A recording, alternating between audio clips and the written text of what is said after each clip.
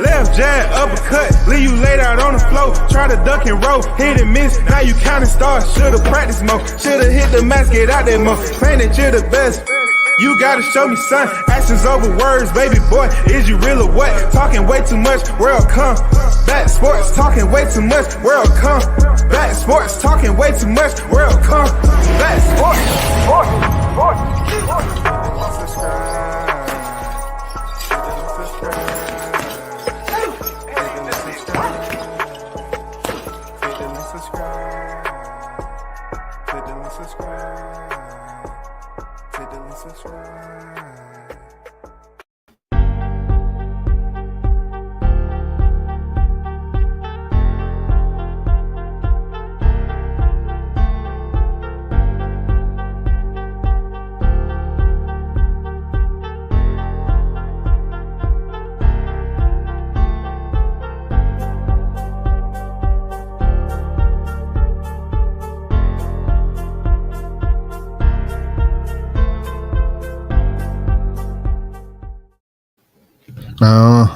Once again, you're tuned in to World Combat Sports. Salute to everyone that's in the chat, man. The supporters, you know what it is, man. Appreciate y'all pulling up and supporting the channel, man. It's Friday, and of course, it's fight week.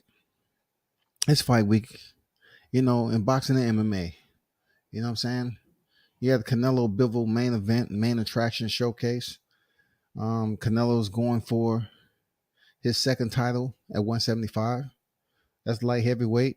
The first time he visit, you know, he defeated Sergey Kovalev, and this time he'll be returning to you know, check in with Dimitri Bivol. Now, of course, we have the UFC 274. I'm gonna start off with it first, get it out the way. Oliveira on the left was supposed to be in a lightweight championship fight with Justin Gaethje on the right, and he missed weight. The weight limit is 155 pounds even. All right. This is the first time a champion has missed weight and his championship is stripped in the UFC.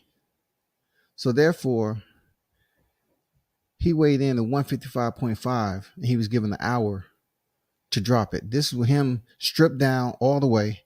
He still was 155.5. 0.5 pounds to many may seem like, okay, half a pound ain't shit, man. I can lose that. But when you already depleted, you weak, and you still trying to reserve that strength, then it goes all bad from there. You know what I'm saying? So the only person that'll be there fighting for a title in this lightweight attraction is Justin Gaethje. Justin may possibly. It doesn't mean he's gonna win just because Oliveira, you know, dropped weight. Miss weight. It just means that he will be the only one that is allotted the opportunity to win the championship if he so indeed have his hand raised. So I'm going for Justin Gaethje, man. That's one of my favorite fighters in the UFC. He's a highlight, man. He goes in there and he's all freaking mayhem, tyranny, all that shit. So I hope Justin Gaethje goes in there and get the job done. Now, to the news is just sweeping all, you know, down here in the ATL, all over the place, man. Kevin Samuels, who is considered a relationship therapist, counselor, antagonist, whatever you want to call it. You know what I'm saying? I usually don't, you know, talk about discussions like this, but I'm from the South. So he picked the right area to basically embed himself and, you know, certain things that people may not know about him. Okay.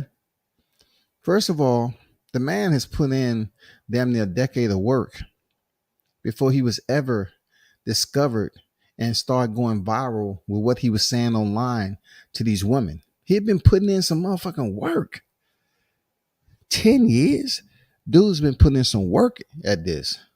That's why he is as sharp and thorough as he is with addressing these women.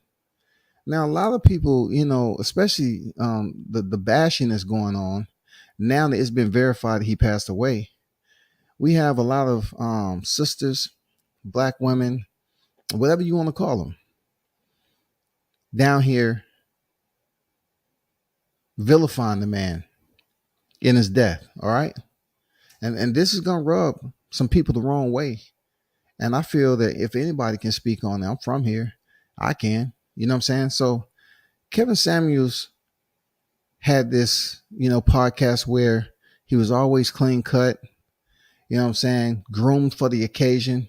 He knew he was going to speak to women, and he was dressed the part.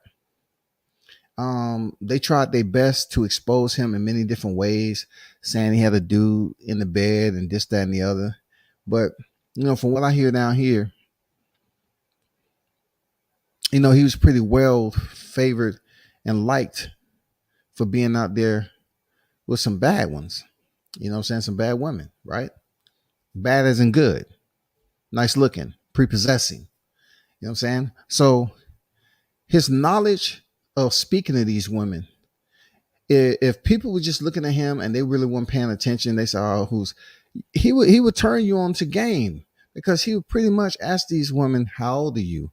He always asked their age. He has almost like a bullet point, line for line, that he goes off of, and he has that shit memorized.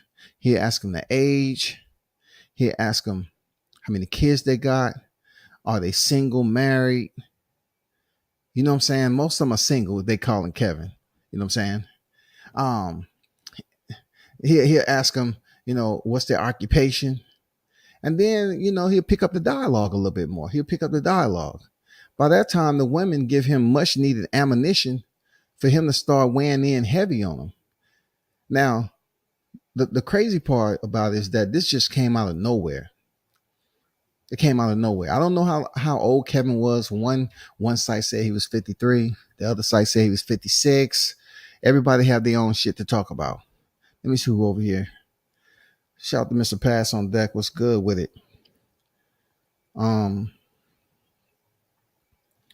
He said, I remember Kevin once saying that Atlanta has an insane ratio of women to men, something like 17 women for each man. Not sure if it's true though.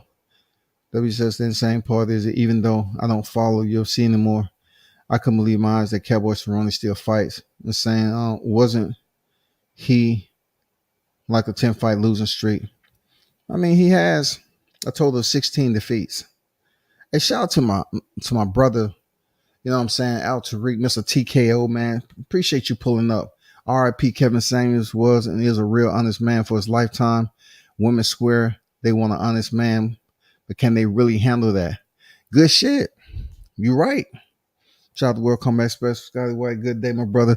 Good day to you too, Al Tariq. Appreciate you pulling up, my brother. On Square. You know what I'm saying? Appreciate you pulling up. I need to highlight what I'm gonna get back to you, Mr. Pass, but I just want to I really don't want to get into what's the ratio of the men to women down here, women to men, rather, because it is a lot, like for real. But I want to try to get into him speaking to these women down here. If anybody listened to him closely, the man was kind of turning you on to some game on how to extract, certain type of energy from women. The way he allowed them at times to dig themselves into a hole, and then how he would come back and put the dirt on them. That's the only way I can see it. Like he would allow them, but so much, and he had very little tolerance. And if you had a dialogue that was productive to his podcast and what he was trying to do, then guess what? He will allow the woman to stay on and keep on talking. Now, people have it messed up where they're trying to sit up here and bash the man on how he treated these black women. And the weird part it's no weird part. The complex part about this is that most of the black women that I seen join Kevin Samuels' podcast, they wanted to be there. They wanted the attention. They didn't come on there like they didn't know about this man. Most of these women came on there knowing full well how he operates. Once again, most of these women attended his podcast knowing damn well how he operates. They know what his flow was. They know how short he was. They know what he tolerate and didn't tolerate. They knew it, but they still clicked it. They requested. They wanted to be in the presence of him. They wanted that attention, bro, because a lot of these women know they couldn't pull a guy like Kevin. In my opinion, they couldn't pull a guy like Kevin because it's just so much shit he wasn't gonna take from what they was used to doing with somebody that's considered a beta male. He wasn't gonna tolerate the shit. He has a certain class of women that he deals with. And for a lot of women that jumped on his podcast, they didn't fit that class. They didn't fit the class, man. A lot of these women was coming on there demanding so much from a man, and Kevin asked them questions like, "How many kids you got?" "Oh, I have 2 to 3 kids." So you want a man to be a part of your situation. He's not the father of any one of your kids. You have 2 baby daddies out of that 3. So you want him to come in and acclimate to your situation, and none of those are his kids. So he got to acclimate to you, and also he has to acclimate to whoever the baby fathers is. Is that you trying to tell me? And they say, "Well, if he really wants me, do you understand it's not about you?" That's the shit he said. Do you fully understand it's not about you? It's about your situation. You think a man gonna come in there and be all about you and he don't have to deal with those kids? He's gonna have to deal with your kids too. And when he's not dealing with your kids the right way, then he's gonna have to deal with you because you're gonna be in his ear talking about some nonsense. I mean, he broke that shit down some of the times when women was on there. He broke it down. It's a video out here. Let me go to this video. I got a show. Man, rest in peace, Kevin, man. You know, I ain't gonna lie, I tuned in his shit periodically. I did. I used to love seeing them females get roasted. Because look, times has changed, especially down here. Times has changed. You have a lot of women dressing the part off IG. And when you see them out here in the streets, you know, they have a whole nother situation going on. They think they're gonna come up to you and talk about it's all about the money and then keep you in layaway. Yeah, I said layaway. I brought up the old school. You know what I'm saying? They keep you on layaway for 30 to 60 days. They trying to see what your mind at when their mind is in the same place yours is. They trying to run game on you like you trying to run game on them. They trying to say, "I'm going to keep you close. I'm going to keep you on layaway. Is there any way we can go out to eat?" They trying to goddamn pay. You know, see how easy it is for you to get that, you know, get them tickets out there. They want you to start cashing them tickets. We want to go out to eat. Let's go out to the shows. Let's go out here. Let's go out there. And then they want you to deal with their previous problems that they had in other relationships. You seen anybody? No. You seen anybody? Oh, it's complicated. Stay away from the "it's complicated" because somebody somehow, some way knew what type of smoke they was going to get from Kevin. Kevin would give them the smoke. They came on that shit saying it's complicated. That dude would peel back the layers and find out why is the situation complicated, bro.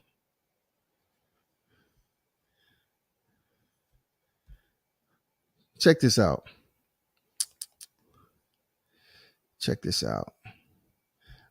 This is one of the videos.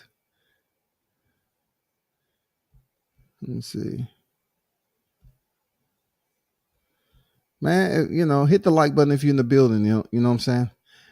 You know, Kevin was difficult for the men to actually tune into because they actually believe that the the dude was on some other shit when he was actually turning you on the game. He was just, he was just dressing the part like a lot of dudes want to, but they refuse to.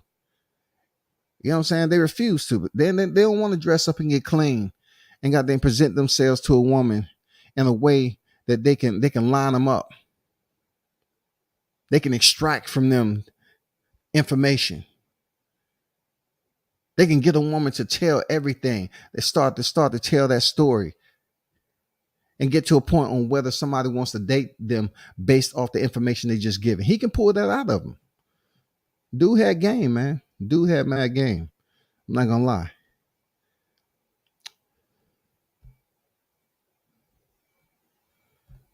TKO said I was a huge fan of his show and watched all the episodes for sure.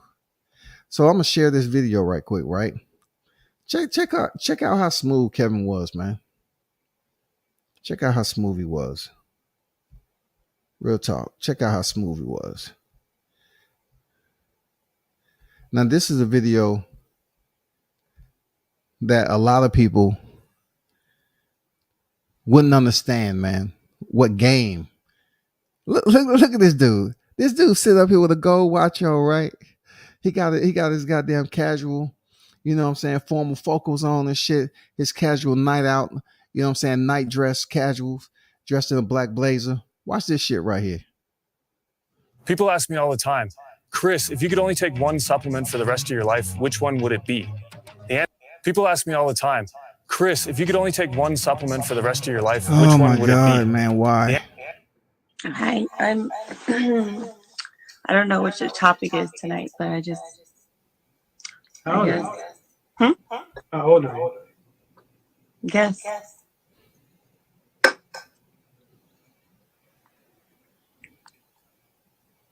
Don't play with me. Guess these nuts. Hi, I'm I don't know what your topic is tonight, but.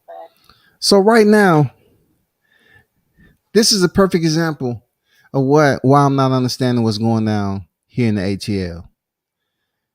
I can see chicks like her all over ATL. She's coming in there and she's trying her best to believe that this is an evening out with Kevin Samuels. She's trying her best to throw those little short, seductive, vibes his way. She's trying to be sexy. She feel that the lighting is right and everything else. She has her, voice, her evening voice on. She's saying, you know what? I'm going to try my best, to see what this guy's about. She's not there for no counseling. She's there because she feels some type of attraction. And she's going to see what she's got, what she's working with. She's trying to see, is she still in the game or not? That's why she got roasted, man. In short form. I guess. How old are you? Guess. You see what I'm talking about? Look at that smirk on her face. Look at that smirk on her face, man. She thinks right now she's looked in the mirror. She put her makeup on. She has her hairpiece in. She has her right hand across, showing her nails. That's that pose where you're trying to take a picture and you're trying to get your good side, which is your front side, and you think you perfect. That's what she's trying to do right now, bro. She was just messing with the wrong OG. Look at Samuels, dog. Samuels looking at him. What? We ain't playing these little kiddie games. Look, people, I'm gonna be honest with you, right? If I ask a female how old they are and they tell me to guess, that already sends me into a mode of frustration already. But they'll never know. I'll just turn and do something else. I start ignoring because I don't have time to play guessing games. One thing a man should never do is guess a woman's age, because that's her point of reference to strike up a conversation. And that conversation is not going to be what you want, especially if you haven't found out anything about this chick, dog. If you guess the wrong age and it's too high, for real, you think I'm 67 and a half. Yeah, you told me to guess your age. I thought you was 67 and a half going on 68. Am I off, shawty, or what? No. How dare you? I'm only 41. I say, okay. Next time I ask you how old you are, just give me your age, man. You don't have to give me shit else. You know what I'm saying? You don't have to give me anything else. Just give me your age. We don't have to go through the whole introductory process of like we in high school. Back when I was in high school and you wanted to then talk to a girl, you wrote a note and say, can we go together? I like you. Some old shit like that. Can we go together? I like you. But since I was all into, vernacular and thespian, character fornication, I just used to put a little bit more onto my letters. You know what I'm saying? But now you have no idea how it is to be Kevin Samuels. The game that Kevin was giving us was short form, straight to the point. Don't take this, don't take that. And then don't put too much emphasis in trying to strike up an argument with a chick who already has her mind made up. This chick had her mind made up, man. Look at that smile on her face. She thinks she's the most sexiest. She came up to Kevin Samuels' podcast and she said, you know what? I got the looks. I'm super sexy. I got full lips. You know what I'm saying? My hair is decent. My nails is dead. And I got this smirk on her face, with her hand, her chin resting on her hand, like she's taking a goddamn high school prom picture. But look what he did, though. No expression. No expression. Boom. Don't play with me. What he say? Don't play with me. That's where we at with it. Don't play with me. Man, shout out to the OG, man. I didn't know the guy like that. I did tune in his shit, though. I did. I tuned in because, man, he had something. He had something going on. He had black women that was somewhat, somehow, oddly attracted to what he was doing. So what they wanted to do is pretend like they wanted to step onto his podcast. They wanted to pretend like they was against it. You know what I'm saying? They had something to retort what he was saying, and they found out they can't fuck with him. They say, damn, we can't fuck with him. He know too much. He's too smooth with it. I can't fuck with this dude. He's too smooth. The women didn't like that. Because when they tried to overtalk him, he said, listen, you're not going to overtalk me on my podcast. Listen, you're not going to overtalk me on my podcast. All right? You're not going to overtalk me on my shit. If they kept on talking, boom, he canceled them. He didn't get all irate. He just got them understood that he was in ownership of his channel or his PC, and he canceled them out. He didn't go on a tirade for somebody he didn't care about. He didn't give them that energy. Let's hear this one more time. I'm I don't know which the top. I'm You see how she grunted? Look, I'm breaking this shit down. I'm dissecting it too because I done seen the game. I done seen the game down here in the South. She's not used to talking so low. She's trying to talk in a very seductive type monotone. You know what I'm saying? Her evening voice, so to speak. It's not even her inside voice. This is her bedroom voice. This is her on the phone talking to her man freaking voice at night. She thought she was pulling up on somebody that has the same setting, you know. Sam just got his lights dimmed and shit. He know he about to talk to a group of women. He know what it is. She up there trying to talk low, and she had to bend back and goddamn clear her throat. Look, the reason why I'm on their ass, look, because they down here bashing the shit out of Kevin Samuels, man. And a lot of these women want beta niggas with no jobs. They want people with no jobs. I'm not gonna lie. I always tell them I don't have a job. I always want them to judge me right off the rip. Okay, you didn't ask me if I ever had a job. Are you employed? No. When the last time you've been employed? Man, it's been a while. So what you do every day? I don't. It depends, man. You know what I'm saying?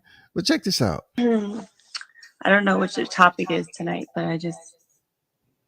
How old are you? Guess.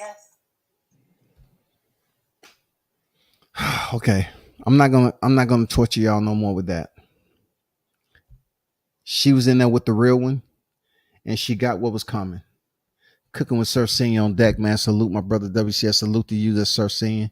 New nickname for Donald is Donald Crybaby Cerrone. Oh man, I don't know why you would call an OG like Cowboy Cerrone crying because his kid is there watching him. You know what I'm saying? It makes no sense to me, man. Kevin is a great inspiration to drop jewels every show. Absolutely. He dropped jewels, man. Not only did he drop jewels, you know how they always speak on how black men, the sisters will always talk about how we can't dress for the occasion and we done lost our way and our path. We don't have no direction when it comes to women. Yeah, we got direction. If we pull up like this, I'm gonna tell you some real shit down here in the A. If I dress up like Kevin Samuels down here in the A, and I end up selecting the wrong female, she's gonna look you up and down and say, "Why are you clean shaven? Why you got that black crisp going across your forehead? Why you clean like that?" They're not gonna appreciate you just dressing the part. They're gonna ask you all these questions. Why you dressed like that? Man, you need to loosen up. What you mean by loosen up? I mean, put on some jeans, t-shirt, headband, some Jordans, throw some jewelry on. But you 48 years old. I know, but I'm in Atlanta. In Atlanta, that's what we do. What if I was to tell you I was born down here? I was born and raised down here. Well, times has changed. I'm telling you, that's the shit you go. I did it. If I was to get clean and dressed like that, man, I'm showing up in a place. For one, these chicks will sit up here and think you gay. All right. I'm keeping a thou. They think you gay. Two, and that's not just now. That's when all that DL shit was going on. So when you come up here, you dressing clean and you represent yourself, they don't want that no more. They don't want that shit no more. They want to see a motherfucker with locks. They want to see you with your hair grown out. They don't want to see no low cut, no ball fade. They want to just see you with a line in the front. Brothers have it very, very easy down here when it comes to picking women.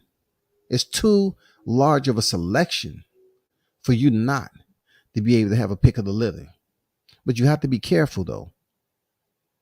Samuels was turning a lot of people on the game down here, but he was having too much game because there's a lot of sisters in the A that didn't like it. These were the same sisters that was trying to be on his show because they wanted to see if they had something special. You know what I'm saying? They wanted to see if they had the right ingredient. They wanted to see if I can go up there and I can break the code. They wanted, listen, this is real game. They wanted to see, could they get Kevin Samuels to break character? Because when you got a smooth cat like that, that's up here turning game on these women and not even seem like he losing, breaking a sweat. He's not breaking character. He's not pausing, hesitating. You know what I'm saying? They ain't goddamn having him pumping the brakes, trying to figure out what he want to say. They get mad. If he looked at you and he felt that you was overweight, Kevin is saying what a lot of dudes are saying, but they don't have the courage to mention it. He'll sit there and tell a female, you're overweight. How much you weigh? No, this is what he say. After he found out his age, you how old? Boom, she tell him the age. He'll take a pause. What's your height? He don't just go into the weight. What's your height? I'm about 5'6", 5'7". What you weigh? Why? What? I don't have time for all that. What you weigh? You 5'6", 5'7". What you weigh? What do you think I weigh? I just asked a simple question. Are you gonna answer the question, or are you gonna keep on asking me a question in return? I weigh about 180. So you basically short and fat. That right there, that arrow, when he sends that shit down range, oh, it's potent, y'all. It's potent. And it's very, very abrasive. I'm not gonna lie, it's very abrasive. And this is one of the only areas where I would give women a area of reprieve. I give them a small area because they have kids. Now, I've seen women in the fitness community who have kids and they bounce back like nothing else. And I've seen women who isn't on a decent diet, who don't work out, who don't do too much of anything except go to work and come home, take care of their kids, which is normal, okay? But they haven't returned back to what they used to be that initially attracted the man who impregnated them. They haven't got back to that. And some men, they never even seen the women the way they used to be 3 kids ago. They just don't have no standards. See, I believe what Kevin Samuels, he was trying to turn us on the game to have standards. And the way he was sitting up here breaking it down, he would tell them straight up, you fat. You're unattractive. You're asking too much. And then the infamous one with Kevin. A female will have the audacity to say, what do you rate me? And we know we live by a scale of numbers, 1 to 100. You know what I'm saying? 1 to 10. We live by a scale of simulated numbers. We live by a calendar when we don't need really calendars. We just live by a simulated, calendar date in life. But we live by numbers, right? We live by a clock, time. We live by all that. Paycheck, money, hours, all that shit. But when it comes to him, his rating of women 1 to 10, he would say, they would ask him, what do you rate me? 1 through 10.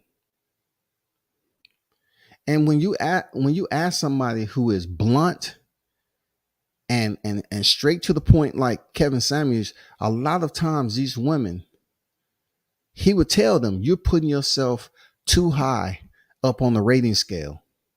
If he say, oh, you're a 6, you're a 5, she'd say, what? And then they have something to come back with. Well, he said, well, what do you rate yourself? Oh, I rate myself at least an 8. And why is that? See how I'm saying how he returned that shit? And why is that? He didn't say, hey, bitch, what the fuck you talking about? A fucking 8? Are you the loser? He don't do that shit. He returned that shit so smooth. Like, why is that? Why is what? Why do you see yourself as an 8? What brings you to that number? How did you get that number? Dude is thorough with his shit and how to address a female. But down here in the city, someone like Kevin Samuels will only be able to operate with that tone he has and his flow of knowledge when he's in the company of women that totally understands what he about.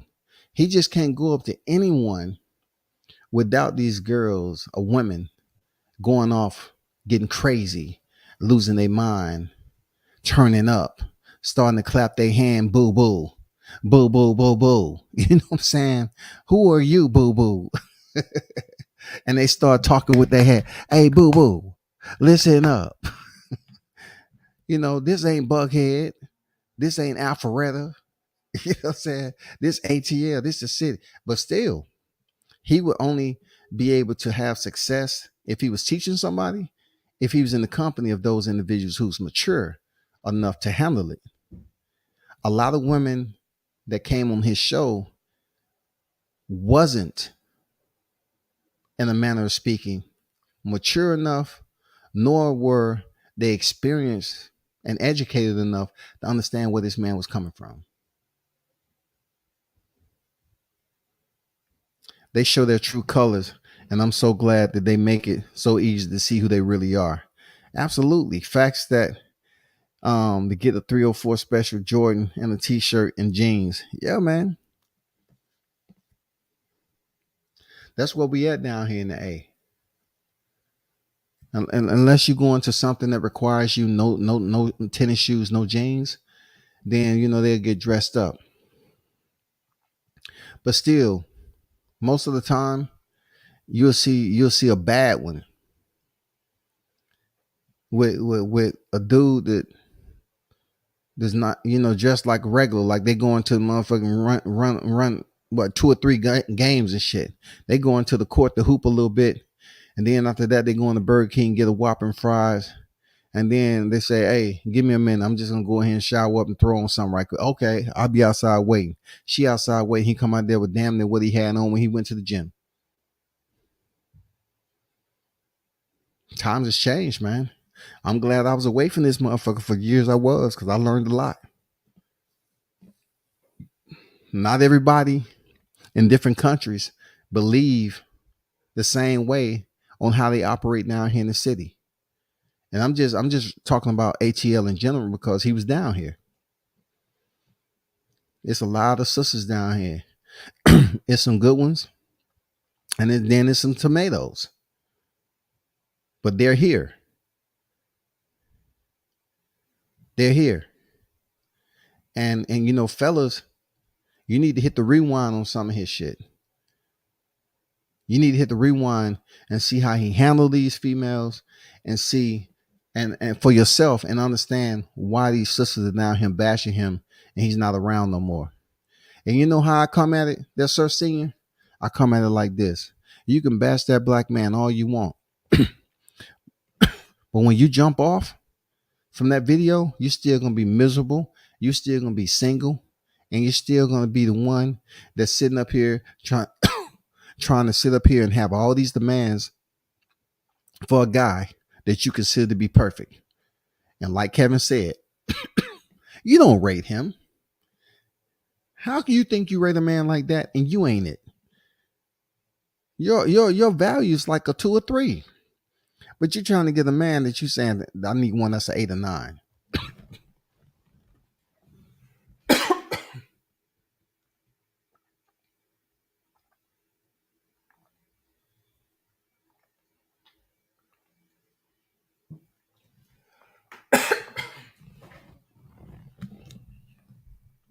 But man, it's not much I got to say about this guy. Rest in peace, OG.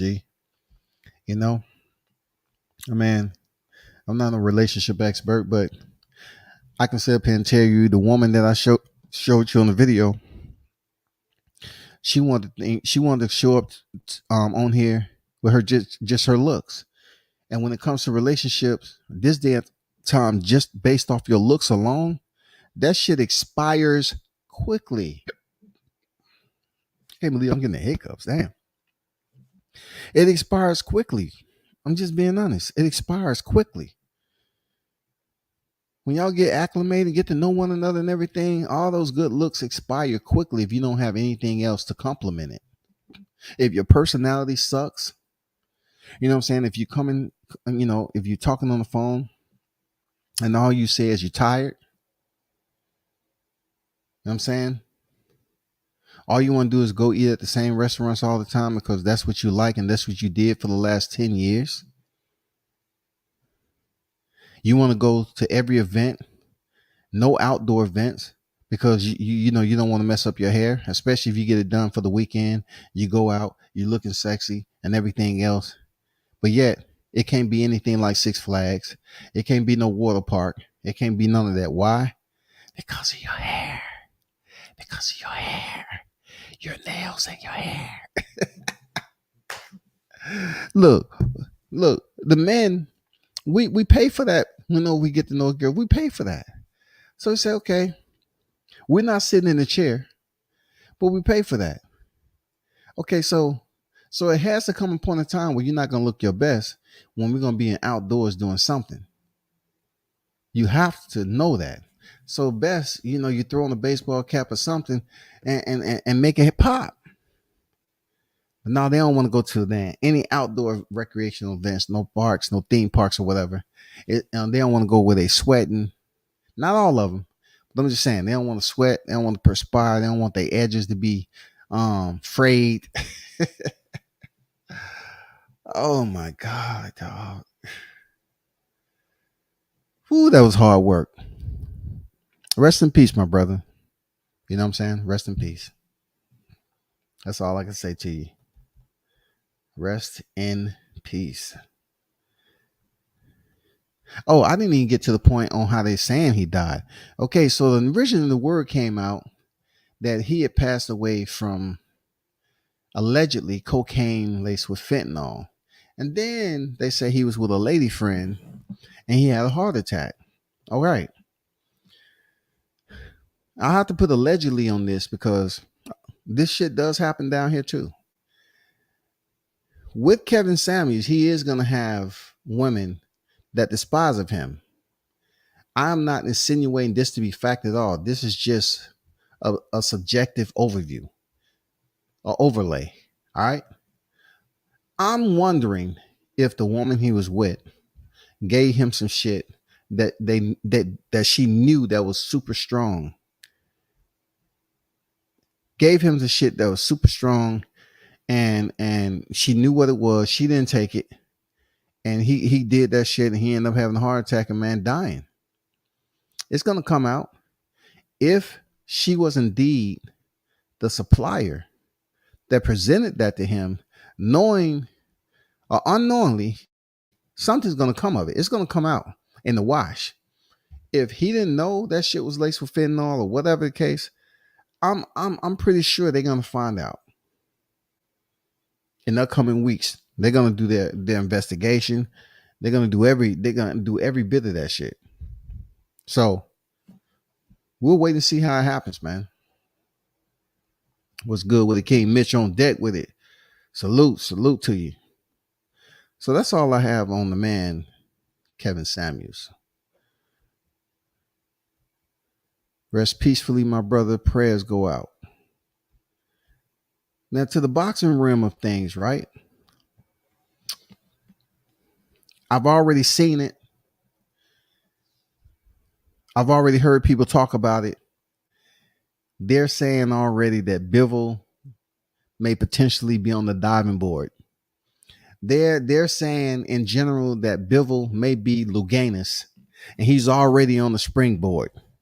Anybody who know who Luganis is, he was one of the best divers back in the day. Those of you that venture outside shooting in a hoop and looked at the Olympics and all that shit. So they're trying to say that Dimitri Bivol may be practicing his springboard routine already.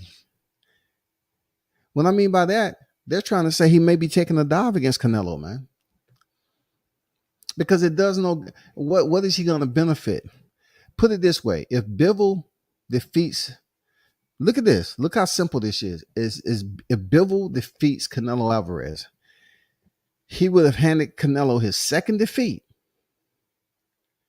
But the only thing he would have gained from that is Canelo's name. What it does to Canelo, in my opinion, absolutely nothing. I'm saying it does nothing for Canelo if he was to lose to Bivol. Nothing.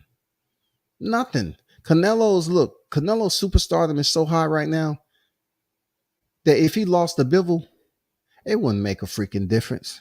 He's already been champion at the division.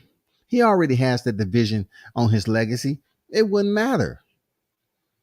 The only thing that might make it matter if he gets knocked out cold. If Bivol cold starches freaking Canelo and knocks him out. That's the only way it makes sense. That people starting to pay attention that Canelo may be over the hill. You know what I'm saying? Because he has 57 victories, y'all. Hold on.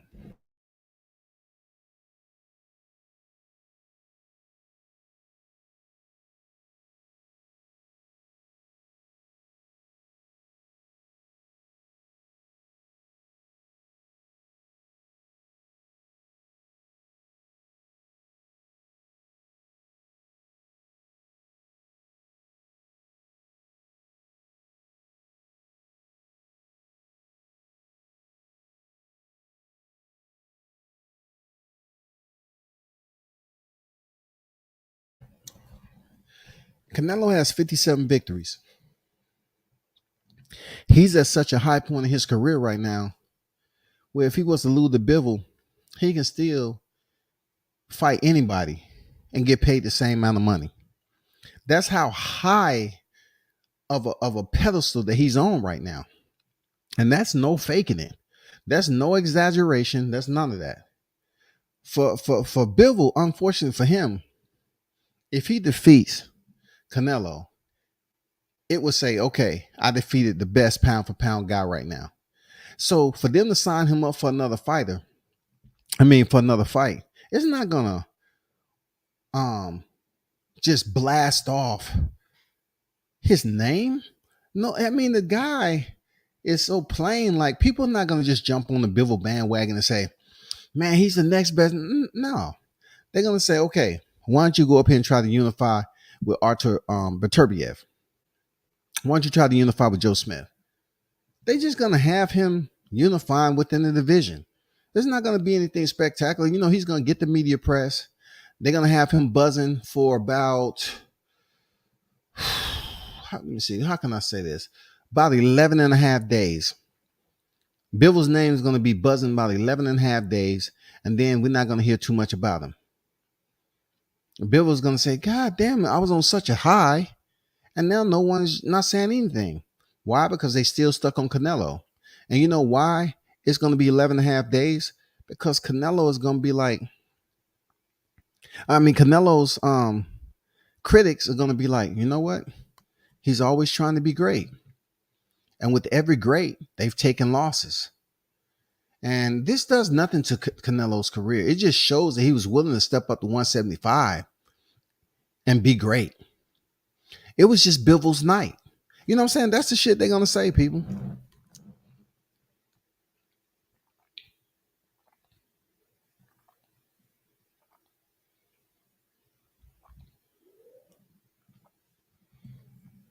He said these nasty ass women happy the man is gone. There's still plenty of us to tell them about themselves, though. Yeah, that's true. You're right. I'm not sold on Canelo 175. Also not sold on Bivol altogether.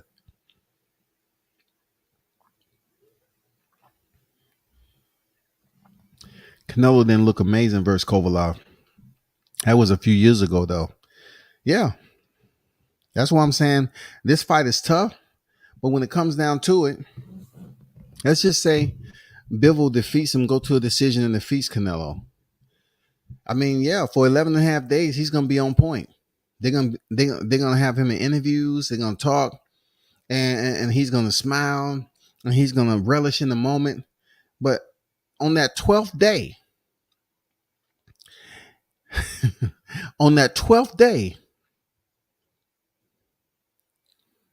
his history is going to come to take him back to where it was before he was in the ring with Canelo. His history is going to come for a visit and say, are you ready, my son? And Bill was like, yes, do I have to go? Yes, my son, it is time. Wave, and it's time. Let's go. And he's going to go back to the conundrum that he was before then. I'm just saying, I'm just being honest.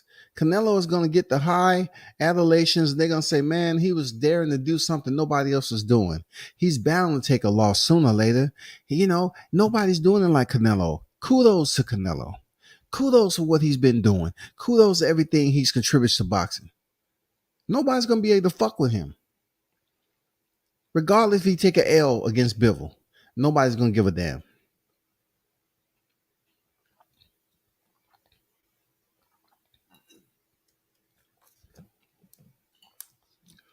Nobody's going to care. Canelo loses to Bivol, he'll still be top 3 pound for pound in these fake ass lists. What if I was to tell you he'll still be number 1? With his credentials alone, if Canelo loses, it will not disperse him from the number 1 position on ring pound for pound list. No way. No way. No way. Because you have to understand what Alexander Usyk has done, what Crawford has done.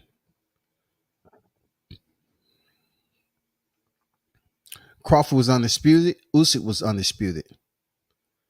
Crawford picked up a title from Jeff Horn and defended it 5 times. Usyk picked up the titles from Anthony Joshua, which just happened to be the unified. All the titles from WBA to WBO. And he has the ring. So you know what I'm saying? Like, hey, both of them did the same thing. What Canelo has did, though, he's moved up in divisions and he's fought multiple champions and took their belts. Multiple is more than one. We're talking about actively reigning champions. He's taking their belt. What Terence Crawford and Alexander Usyk did was defeat a champion. Anthony Joshua was a champion. Jeff Horn was a champion. They defeated the champion.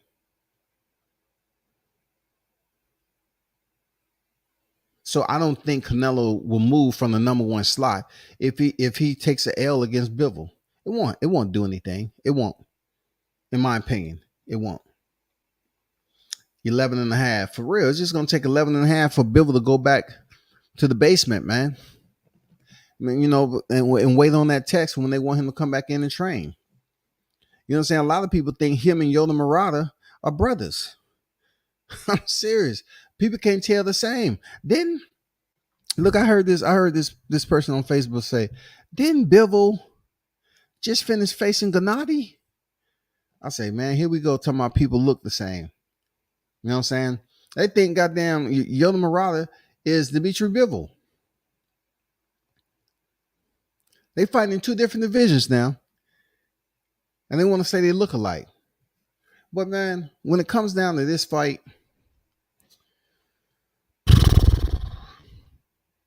I mean, the only one that's really benefiting from this is Canelo. Canelo is fighting for another championship. Bivol's fighting for the name that Canelo has right now. Bivol just doesn't have that template where people say, you know what, we can take that and we can build off of it. If he wins, if he beats Canelo, we can turn him into a superstar overnight. I don't see that happening with Bivol. I don't see it happening. I don't see it happening, people. I do not see them building up a star overnight if he defeats Canelo Alvarez. I don't see it. No way he should be number 1 after losing. I have to put Usyk and Crawford above him for sure. When you think about divisions, credentials for which you won championships in, you have to factor this in, Mitch, that Canelo Alvarez has unified 3 divisions. He's unified 3 divisions, bro. You just can't take how active a L could be and then say he needs to be dispersed from top pound for pound. He's unified in 3 divisions. You know, the only division he hasn't unified is the one he's about to fight in tomorrow.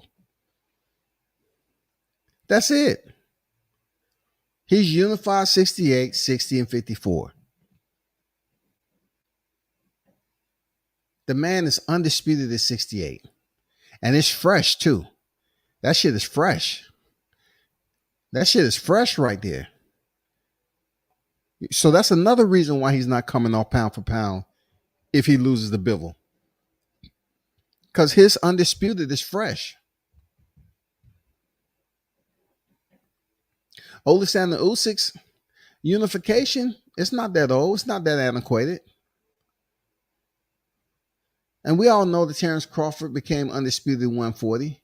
But still, their credentials and the titles that they get carry forward to what they accomplish in their career. That's why they pay. You know, the purses excel because what they accomplish in their career. You have people over here talking about championships don't matter, belts don't matter. It matters Because how are you going to increase your pay if you haven't did anything special? Belts matter. Divisional accolades matter. And the wild part about it, like I said earlier, 175 may be the first division where Canelo fights a champion who's actively carrying the WBC belt. They're actively reigning defending champion for the WBC title. This might be the first division. Real talk. It didn't happen in 68. It didn't happen in 54. And it didn't happen at 60.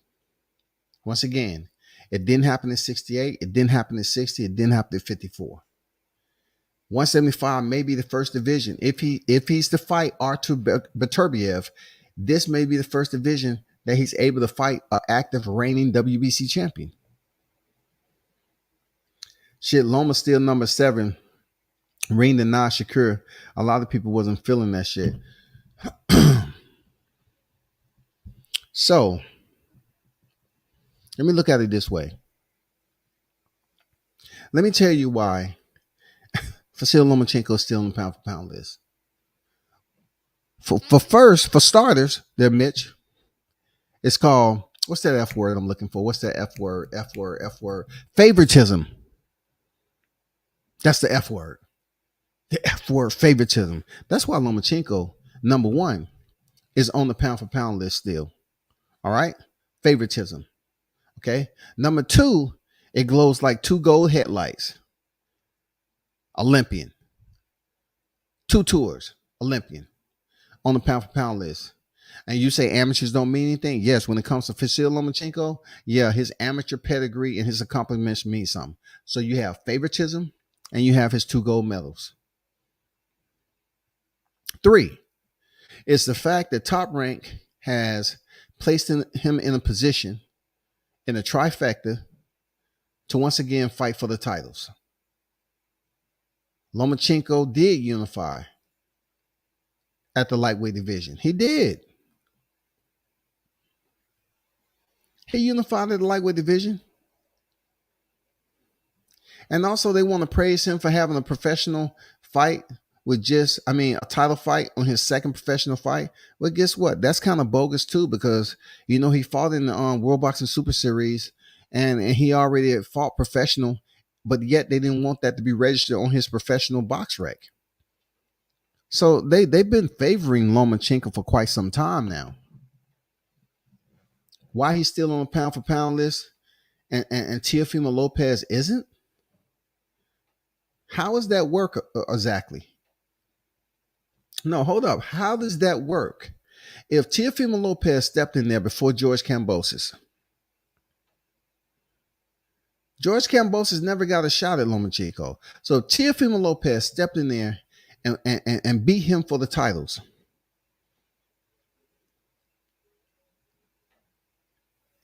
And when pound for pound was posted, they had Teofimo 1 slot above Lomachenko. They were 6 and 7 at one time. 6 and 7 on the pound for pound list. Lomachenko was absent of any titles at that point.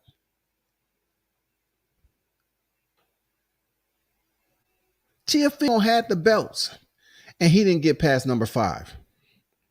Teofimo had the belts, and he didn't get past number 6. He didn't get past number 6. Lomachenko stayed up there even after Teofimo Lopez lost to Kambosos. Now, this is where it gets very educational, people, because I don't know shit about boxing. But check this out. It gets very educational.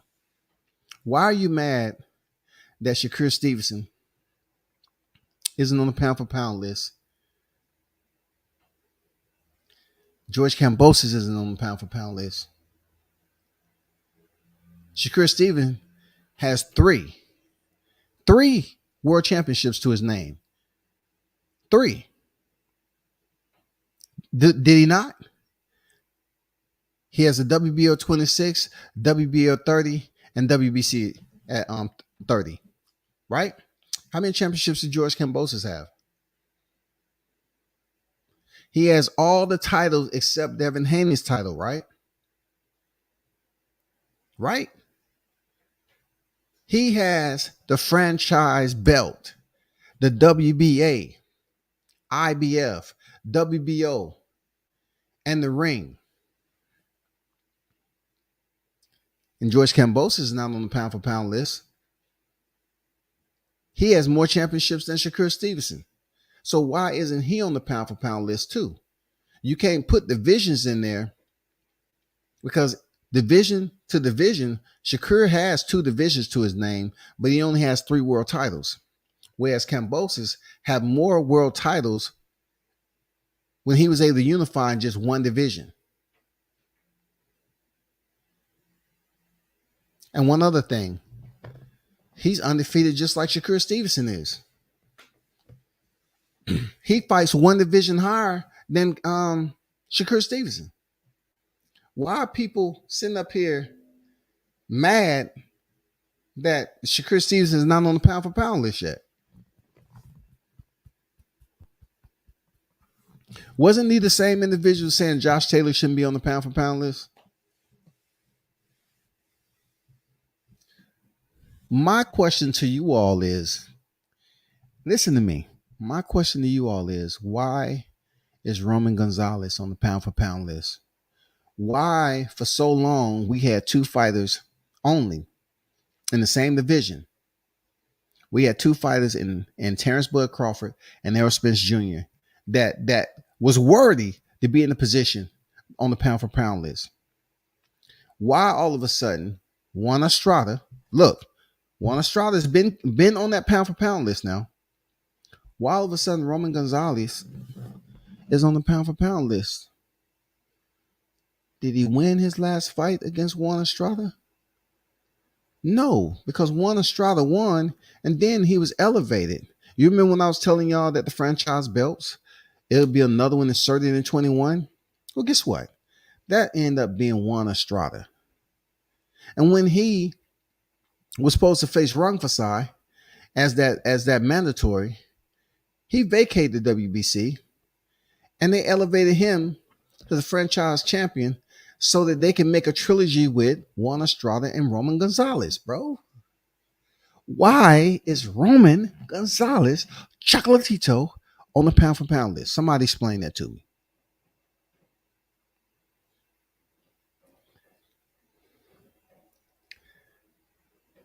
Not off of fresh. Let me see. Let me go back up here a little bit. Shit, Loma still number 7 ring. Okay. Not off a fresh L. He got to drop a couple of notches. That'll be 2 L's. Crawford and Usyk still undefeated. I understand what you're saying that they're undefeated. But how much does an O mean when it comes to the people that you're fighting, the opposition that you're fighting? What does an O, what value, what clarity of diamond does an O have when it comes to outshining the accomplishments of Canelo up here fighting champions and taking championship, taking belts and belts and belts? Does an L really matter when we always talking about the quality of opposition? He just recently unified in November. He just unified a division that has never been unified there, Mitch. So you got to understand how they're going to continue to halo that accolade. Even if he take a loss, they're going to continue to halo the accolade because he's still undisputed as super middleweight. Canelo takes an L with Dimitri Bivol. He does not lose a title. It's not like he's coming up like Sugar Ray and he had his titles at middle and then Donovan Nunn had his titles at 75 and they fought at 68. That's not the case, bro. Canelo was the first to ever be undisputed at super middleweight. That is fresh, man. December, January, February, March, April, May. We just coming up on 6 months. So he's gonna stay there, bro. Shit, you know, they love Monster Nui. They put him above Canelo as well. I don't. Monster Nui has always been like second for a long time. You mean they put him above Lomachenko or whatever? They put him above Crawford. Not until recently. He always been above Crawford though. Monster Nui always been above Crawford. You know what I'm saying? They love some Monster Nui. We're gonna see what Nonito Donaire does with that. If an older fighter like Nonito Donaire go in there and demolishes Monster or give him a very competitive fight once more and defeat him this time, then it's gonna be different. I'm gonna see how they're gonna treat Nonito Donaire if he defeats Monster. Because right now you have Canelo Alvarez, Oleksandr Usyk, you have Terrence Crawford, and then you have Naoya Inoue in number 4. And number 5, you have Errol Spence. That's something I don't talk about a lot, but yeah, I stay on my pound for pound list. Ring, at least, even though it's extremely cutting edge bias.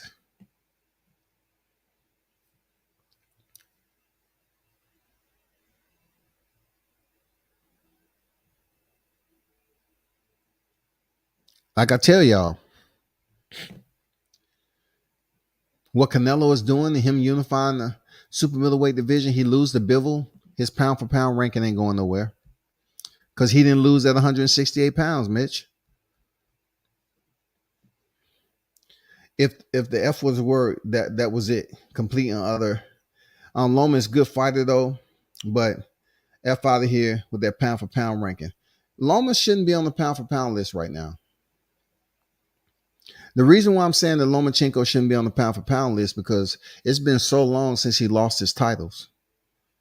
Not only that, Teofimo Lopez is not on the pound for pound list, but Lomachenko is now aligning himself back to be a part of a trifecta based off his win over Richard Comey, which he went the distance, and him stopping Masayoshi Nakatani.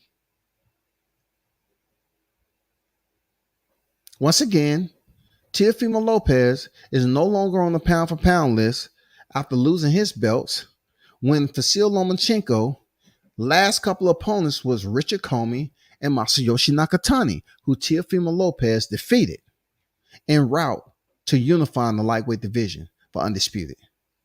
Tell me how that works. How can you sit up here and take Teofimo off the pound for pound list when he was reigning champion after Vasyl Lomachenko lost his belts? But yet, Lomachenko remains on the pound for pound list. You can't take it serious, bro. You can't take it serious. How is that possible? How are you going to sit up here? This dude is still on the pound for pound list, man. How are you going to put Roman Gonzalez on the pound for pound list?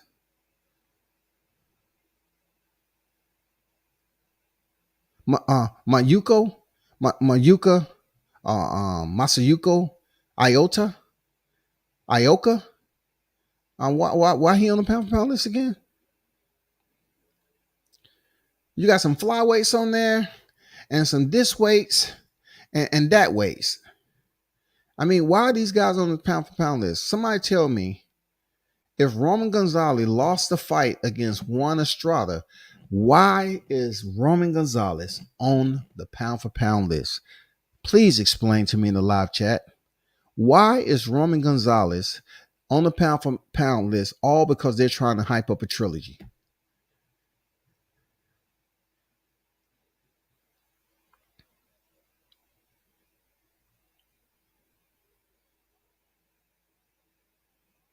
I'm just waiting. I think Shakur and Jamel should be on the pound for pound list. Sad because both are ring champs. If Cambozo beat Haney, he should be on the pound for pound list. He should actually be undisputed. Okay, let me take the first half of that. I already talked about Shakur. We really don't know what the criteria is to be on the pound for pound list anymore. Because, Chocolatito, I mean, come on, man. Come on, bro. Like, we don't know the criteria for Vasyl Lomachenko. Come on, man. So we want to take those two names, comparing to what they have you done for me lately. Yeah, Stevenson should be on the pound for pound list. Jamel. Okay. Let's dichotomize why Jamel and Canelo is on the pound for pound list. Canelo, like I said previously, without reciprocating the same verbiage, is that Canelo has unified a division as of recently. And he was the first to do it. And he went in there and beat Callum Smith, Billy Joe Saunders, and Caleb Plant. Like that. Just like that. Now, when you want to talk about Jamel Charlo now, he unified the division. And I want to say it really doesn't matter how you unify, but it does. It does, per se. Because, Jason Rosario coming off of J-Rock, no one's going to look at those guys as one of these superior fighters. Both of these guys had their moment. J-Rock had his moment when he defeated Jerry Hurd. Jason Rosario had his moment when he defeated J-Rock. And then Jamel Charlo had his moment when he defeated Jason Rosario. All of these cats had their moments. All of them. But they want to look at who was in the equation, who meant more to what was trying to be accomplished. Jamel Charlo is not going to get on the pound for pound list with a draw. That's not going to put you, just because you win a draw and you retain your belts, it's not going to put you on the pound for pound list. And then if you look at the competition on how he picked up the titles, man, you know what I'm saying? They're going to be like, okay. And then we can go tit for tat, man, all day long. But if you look at Canelo Alvarez's resume, it's just too many names on there for you not to have him on the pound for pound list. And especially what he's just accomplished recently, it's not much for him to be dethroned from that top tier numero uno position. It's not much because he's the first one to do it. He's the first one to do it. Now, I'm gonna tell you somebody that's jumping hard. If Oleksandr Usyk somehow, some way fights Tyson Fury, which I can't say it's impossible, but Tyson Fury, has shown that he's that guy. He's the gypsy. He's all about, being magical when the moment requires it. It'd be a tough fight for Oleksandr Usyk. So if I was him, if he retains his title against Anthony Joshua, if Canelo Alvarez fight is on the horizon, if I was him, I'll take on Canelo Alvarez, a smaller fighter, rather than taking on Tyson Fury for the WBC Heavyweight Championship. Because that's a bad matchup for Oleksandr Usyk to fight Tyson Fury. It's really bad. He doesn't possess the power of Deontay Wilder to put Tyson Fury down. So we're betting on him going in there outboxing Fury. Good luck with that. Real talk. Good luck with that. When your punches isn't having any effect on Tyson Fury, man. Now, Mitch said Cambozo beat Haney. Okay, Devin Haney is the reigning defending WBC world champion. And Cambosos has every title absent of Devin Haney, from the franchise champion, WBC franchise champion, all the way to the WBO. Now, if he defeats Haney, I agree that he should be somewhere on the pound for pound list. The reason why I would say that is simply this. He defeated Teofimo Lopez, and he would be the first boxer, just like Canelo, to do something first. Cambosos would be the first to obtain the franchise championship all the way to the WBO, including the WBC super title. He would be the first ever in boxing to do it in this era, in the franchise era. He would be the first to do it. He deserved to be on the pound for pound list. He'd get it done.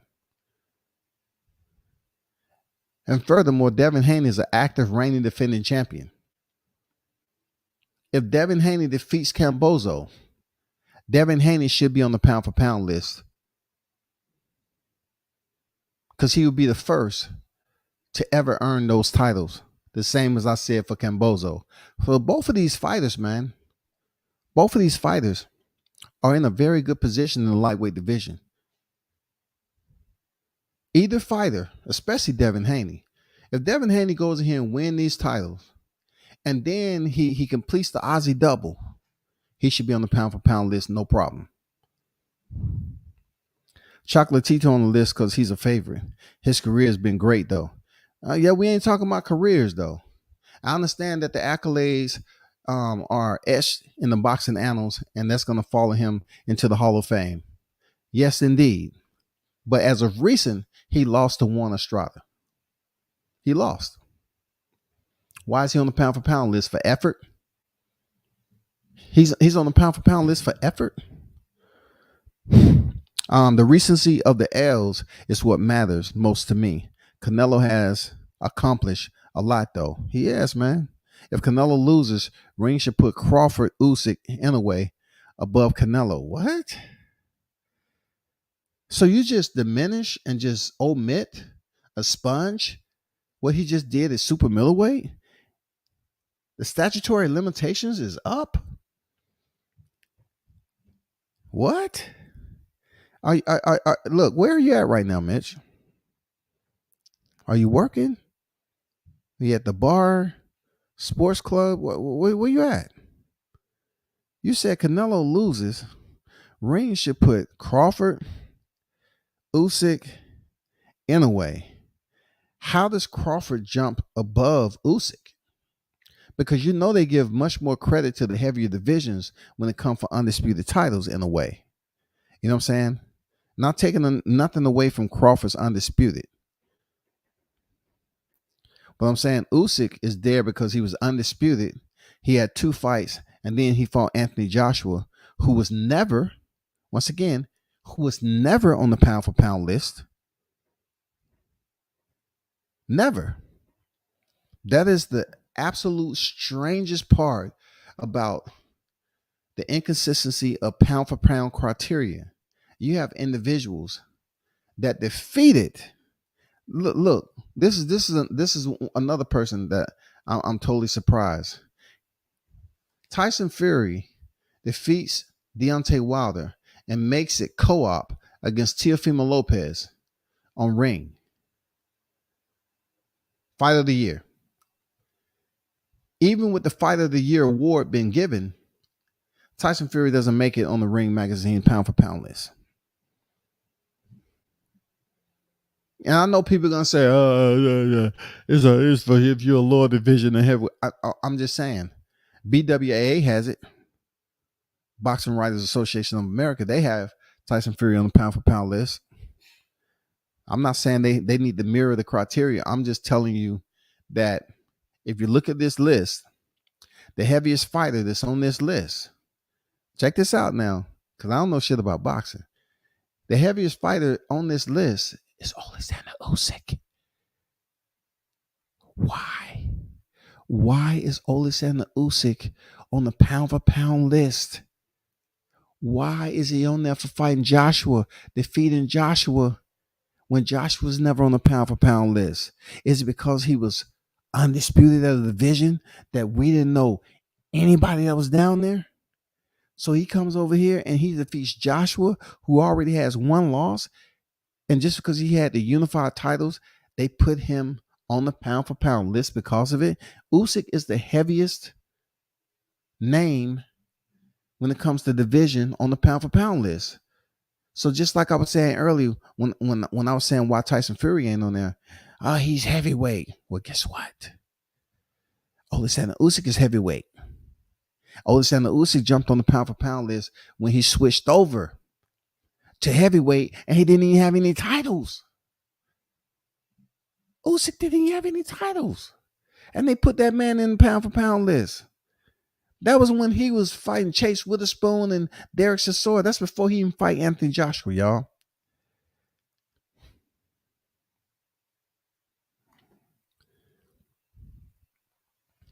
If Canelo loses, Ring should put Crawford. Anyway, come back. Do you think Ring mad with enter Haney on their list after he whoops Gianna Armosis? It's hard to say because I look at some of these lists and the individuals that's a part of it, just like the UFC pound for pound list. I said this several times over. Aljamain Sterling won the title from an illegal knee from Peter Young.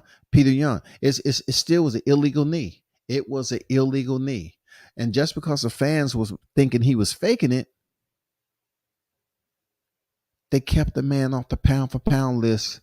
And he was the only champion not even in the top 15.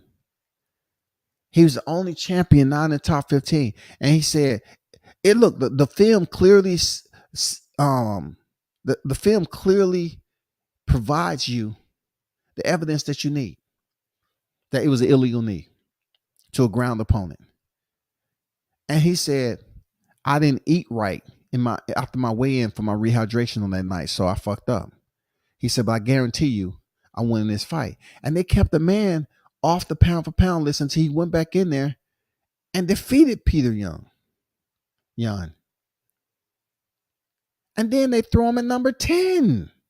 So when it comes to boxing, bro, these pound for pound lists, I don't know if they're going to put Devin Haney on there, but they will have no other choice because the fans are going to demand it. No, we ain't talking about the second one.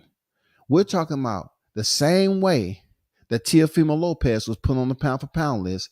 We need for Devin Haney. If he completes the first half of the Aussie double, he needs to go on there. He needs to go on there, bro. You know why he needs to go on there? Because he's already champion. Teofimo Lopez is already the IBF champion. Teofimo went in there and defeated Lomachenko, who's unified champion. Devin Haney's going in there to fight George Kambosos, who's unified champion. If Devin Haney wins the first half of the Aussie double, he should go on the pound for pound list. If Kambosos wins the first half of the Aussie double, he should be on the pound for pound list. Why? Because they did something unique that haven't been done in boxing. They have to take that criteria and put it in a formula to place them on the list. If you got Aoka, Gonzalez, Lomachenko, man, come on, bro. Come on, man. Miss, I don't think criteria exists anymore. They just rationalize putting their favorites on. I agree. Wholeheartedly. Absolutely on that statement. I agree with that. Absolutely. I thought Mel should have been on the list before the draw.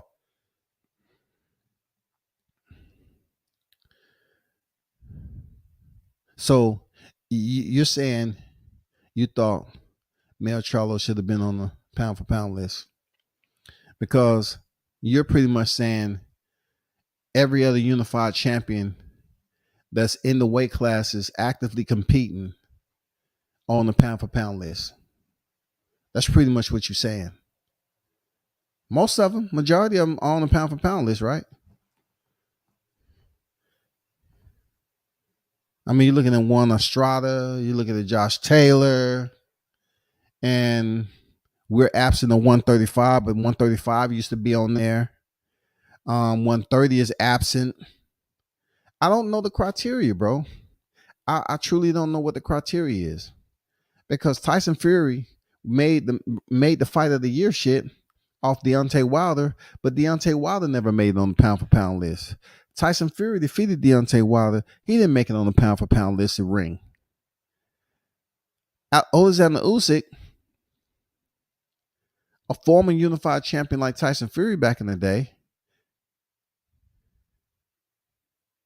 more recent, of course, he comes on the pound for pound list when he decides to move up to heavyweight. How does that work? I don't get how that works.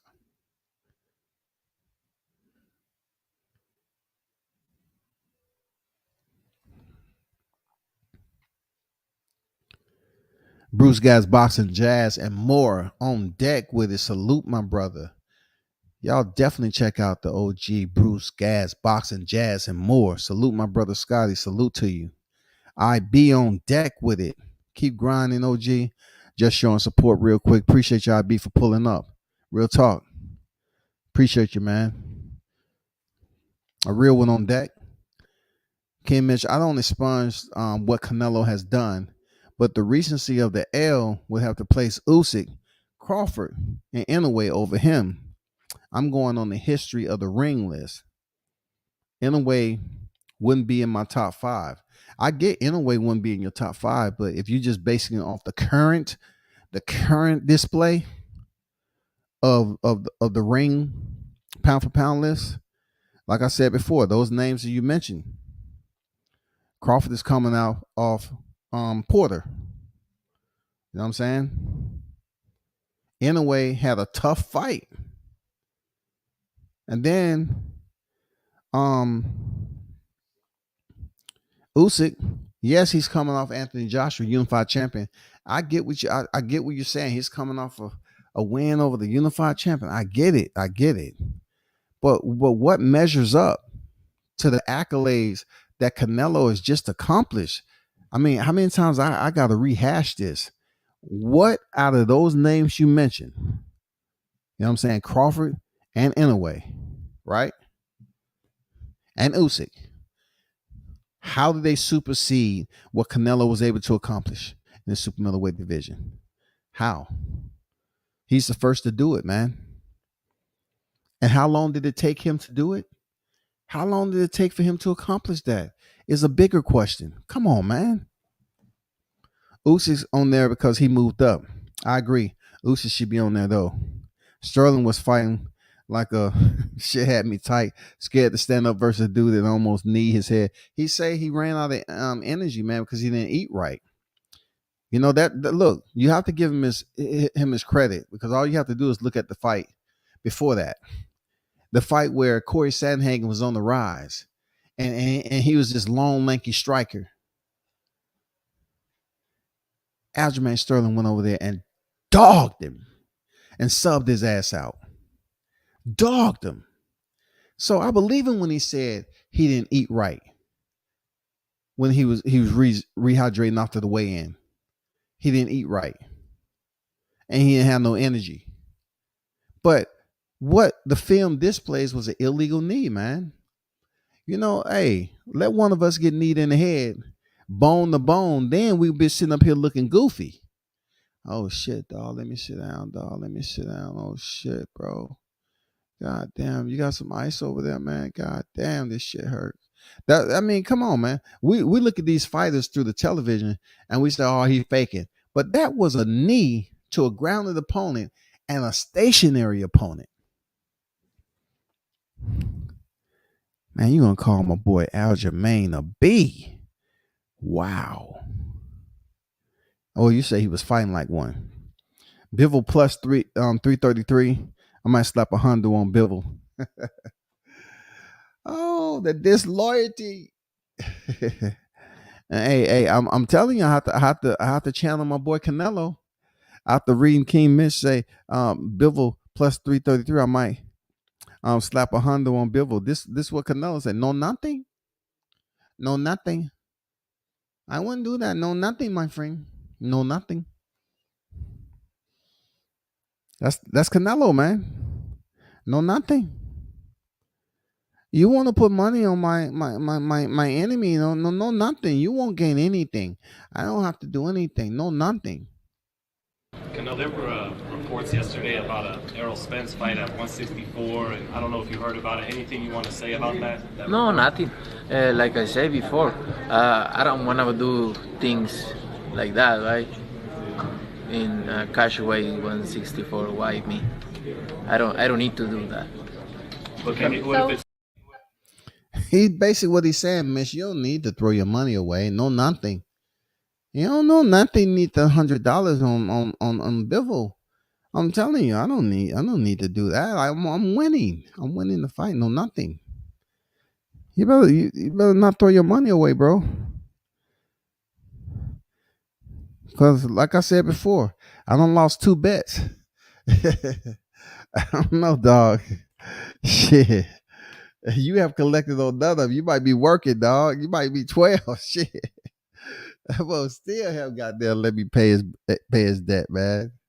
That mug is goddamn on the run. Hiding from his baby mom or something. I don't know what to call it. Sterling gets credit because the judges gave him the fight. He just looked scared to me in the second fight. He fought a good fight, man. The only rounds he took off really was he didn't press the pace with fourth and fifth. To me. Hey man, y'all hold it down, man. Appreciate y'all pulling up. Real talk. Appreciate y'all pulling up. It's been an hour 30. Appreciate everyone pulling up to the spot, and supporting the channel. Be sure to pass the word, man. Tell the subscribers to come in. Subscribe to the channel so we can get these subscribers up, man.